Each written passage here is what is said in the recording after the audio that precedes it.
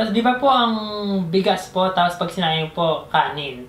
Tapos ang kanin po, lagi pong kabati ng mga kulang. Yeah. So, paano po kayo nagsasaing noon? Pag kunyari, Nagsasaing ka ng doon sa merong palayok nung araw eh. You know the pot. Now it's a rice cooker, using rice cooker already.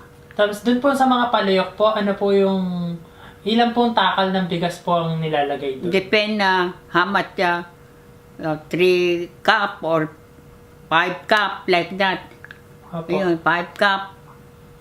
Pag 5 cup, measure mo yung kwan mo, yung water dito. Dito. Pagka over, marami ganon dito. Pagka short, doon lang. Yeah.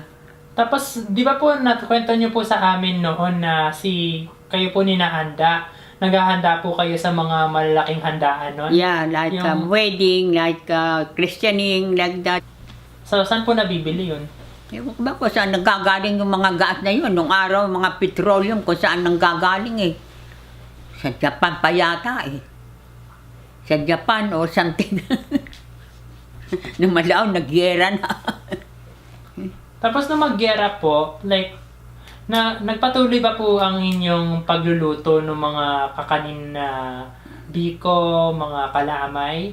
Like, tinitinda nyo ba po yun sa That mga... time na before war, start the war, naghahalo ako ng gagawin suman. And I heard the announce that the war is in the mortis already, the mortis like that. Yung sa port nakuha na. Sabi gano'n, yung dito sa Hawaii. Yung Pearl Harbor po? Yeah, Pearl Harbor. Sabi niya, nakuha na raw yun. Sabi niya, naghahalo ako ng kalamay. Natapos niyo ba po yung paghalo ng kalamay? Yung kalamay, naku, mahirap yun. Kaya sa lupa ako gumawa ng kalan eh. Kasi mahirap haluin yun, makunat eh.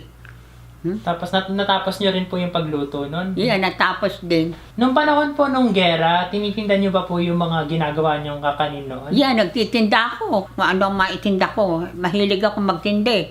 Maggawa ng kakanin, mga yung minsan magtinda ako sa mga sabungan yung goto, yung bibili ako ng mga goto, laman loob ng kwan, gagawin kong goto sa sabungan, ganun. Maski na kutsinta, gawa ako ng kutsinta, lahat, mailuto ko, titinda ko, ganun, hilig ko. Ano po yung pagkakaiba ng paggawa ng kutsinta sa biko? Yung kutsinta, rice flour, yung mix lye water, and brown sugar.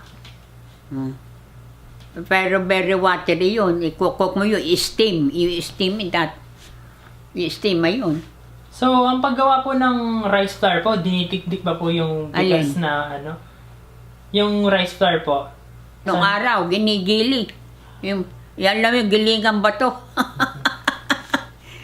Nung galapong. Yung araw, long time ago, I remember that. So, gaano katagal po ginagawa para maging rice flour yun? Ang gagawin pa noon, gigilingip ka, tapos pa you put in the one katsan na damit para matigisin yung water. Para mag-mold yung see? That's why it's too hard that time. Ibomold mo yung galapong, sasalain nyo sa isang katsyang kwan para tigisin yung water, para yung dough, gagawa ka ng bilo-bilo, gagawa ka ng palitaw, gano'n.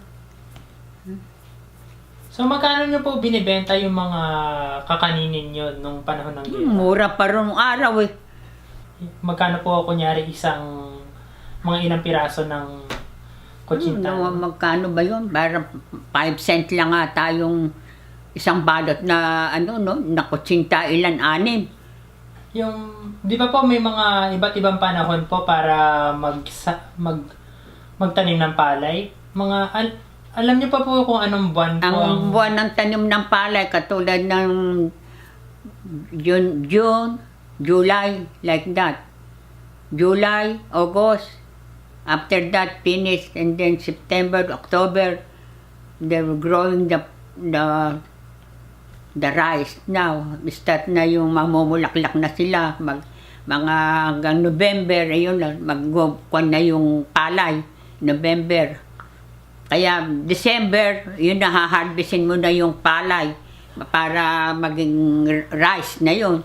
Kaya po June at saka July po, dahil ba po sa ulan po yon? Ha? Dahil ba po sa tag-ulan? Yeah.